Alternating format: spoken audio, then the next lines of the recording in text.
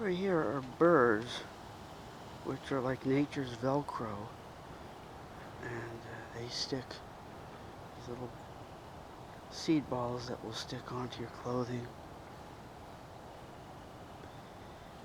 And I don't know if this was deliberately put here or just happened on its own, but over here there's a tennis ball that got stuck.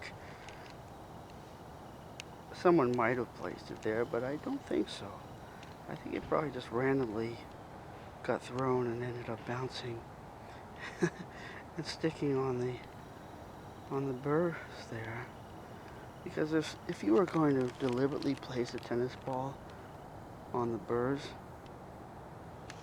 I would probably go on these plants where there's really a whole thick bunch of them, not over on this little branch that only has a couple.